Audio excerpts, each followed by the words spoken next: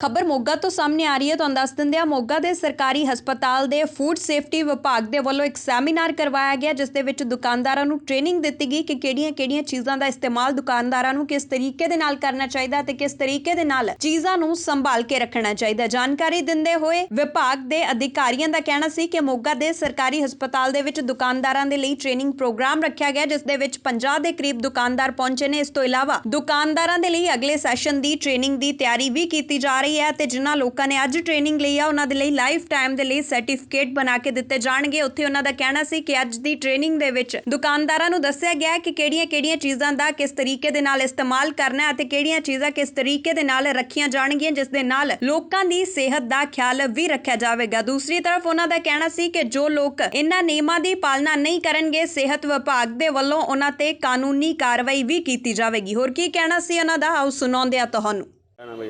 मेरा नाम राज आर्य है और मैं यहाँ मोगा का डिस्ट्रिक्ट कोऑर्डिनेटर हूँ। मोगा के सरकारी अस्पताल में फूड सेफ्टी की तरह एक कोई सेमिनार करवाया गया है दुकानदारों के साथ, उसके बारे में जानकारी दीजिए। वो ये सेमिनार है कि जो हमने हमारा खाद्य विभाग है फूड सेफ्टी मोगा के अंदर, और उसमें जो हमारे शहर के खाद्य कारोबारी हैं उनको एक ट्रेनिंग दी जाती है टाइम टू टाइम। ये ट्रेनिंग का कार्यक्रम 2 साल पहले भी हुआ था, तो आज भी हुआ है। तो इसमें खाद्य कारोबारियों की अवेयरनेस को लेकर उनके बारे में, साफ़ सफाई के बारे में, रख रखाव के बारे में, एक्सपायरी डेट के बारे में, इस प्रकार की सारी बातें हमारे FSSAI ट्रेनर ने बताई हैं। आपके यहाँ पे जो सर्टिफिकेट दिए जाते हैं, उनको लाइसेंस दिए जाते हैं, उसकी चीज़ों की डेट एक्सपायर हो चुकी है, और जो नए डेट करते हैं वो कितने दुकानदार हैं आपके यहाँ पे? कोई चेकिंग वगैरह समय से होती है आपके यहाँ से? हाँ जी, जो हमारे फोस्टैक ट्रेनिंग का जो कार्यक्रम था 2-2.5 से 3 साल पहले हुआ है, उनकी जो वैलिडिटी वो 2 ईयर की होती थी, और अब सरकार ने यानी FSSAI ने इसकी वैलिडिटी को बढ़ाकर लाइफ टाइम कर दिया है। जो मतलब एक बार ट्रेनिंग लेने के बाद दोबारा नहीं बनेंगे, तो एक बार ही का लाइफ टाइम के लिए मान्य होगा। और जो हमारे लाइसेंस होते हैं FSSAI के, वो 1 साल से 5 साल तक होते हैं। उसमें खाद्य कारोबारियों की इच्छा होती है वो 1 साल का बनवाए या 5 साल का बनवाए। इसमें क्या खर्चा क्या आता है 1 साल का और 5 साल का? जो लाइसेंस होता है उसकी एक कैटेगरी बनाई गई है, जो 0 से 12 लाख तक का, एक 12 लाख से 20 करोड़ तक है। तो 0 से 12 लाख तक का उसका बहुत ही कम कर रखा है, 100 रुपये पर ईयर के हिसाब से। और जो 12 लाख से 20 करोड़ रुपए हैं, उनकी 2 कैटेगरी बनाई गई है। ये तो पैकिंग का सामान बेचने वाले, जैसे करियाना के दुकानदार हो रहे हैं, एक मैन्युफैक्चर हो गए जो खाना बनाते हैं। जो मैन्युफैक्चर वाले हैं बड़े लेवल पे, उनकी 3000 रुपये पर ईयर रखी है। जो सिर्फ पैकिंग का सामान बेच रहे हैं, जैसे करियाना की शॉप है, उनकी 2000 रुपये पर ईयर रखी है। आज कितने दुकानदार यहाँ पे पहुँचे थे? आज लगभग 40-45 दुकानदार पहुँचे हैं जिन्होंने अपने ट्रेनिंग ली है और फूड सेफ्टी का सर्टिफिकेट अप्लाई करवाया। आपके यहाँ पे फूड सर्टिफिकेट सप्लाई किए जाते हैं, परंतु उस पर कोई जो दुकानदार हैं उस पर ऊपर कोई गौर नहीं करता है, उस पर डेट नहीं डालता कब मैन्युफैक्चरिंग हुई मिठाई और कब उसकी एक्सपायरी है।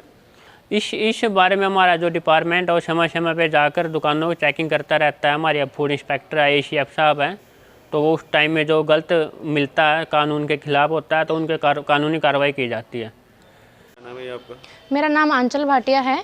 क्या डेजिग्नेशन क्या है? मैं FSSAI से अप्रूव फूड सेफ्टी में ट्रेनर हूँ, बेसिक केटरिंग के लिए। आज मोगा में आप पहुंचे हैं, इसके बारे में जानकारी दीजिए। क्या प्रोग्राम क्या था? सर, यहाँ पे हमने जो लोकल हमारे जितने भी दुकानदार हैं, जो फूड हैंडलर्स हैं, उनके लिए एक ट्रेनिंग सेशन लगाया गया था फूड सेफ्टी के रिगार्डिंग बेसिक केटरिंग का।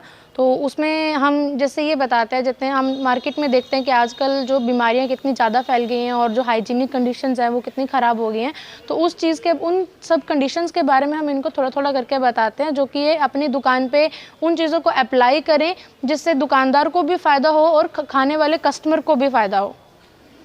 आज क्या क्या ट्रेनिंग दी है इनमें? सर, हमने जैसे मेन जो थोड़ी थोड़ी बातें बीच में हम बताते हैं कि जैसे आज हम मार्केट में देखते हैं कि सबसे ज़्यादा जो हमारे अखबार के लिफाफे जैसे इस्तेमाल हो रहे हैं, तो उन पे दिक्कत नहीं है, पर दिक्कत यहाँ आती है कि उन अखबार के लिफाफों में हमें क्या पैक करके देना चाहिए और क्या पैक करके नहीं देना चाहिए। जैसे कोई भी नमी वाली या चाशनी वाली या तेल वाला सामान रहता है तो उसको अखबार के लिफाफे में नहीं देना है, या कोई गर्म सामान रहता है तो उसको प्लास्टिक के लिफाफे में या प्लास्टिक के डिस्पोजल या बर्तनों में नहीं खाना चाहिए, या या चॉपिंग बोर्ड कैसे इस्तेमाल करने चाहिए, या डस्टबिन को किस तरह से रखना चाहिए, कितने टाइम पे साफ़ करना चाहिए, एक्सपायरी डेट के बारे में या बेस्ट बिफोर के बारे में, छोटी छोटी जितनी भी हमारी दुकान पे चीज़ें रहती हैं उनके बारे में बताया जाता है। कितने के दुकानदार आज पहुँचे हैं? यही सर कोई 40 से 45 दुकानदारों ने आज के सेशन में हिस्सा लिया है, बाकी जो रह गए हैं उनको हम अगले सेशन में बुलाएंगे।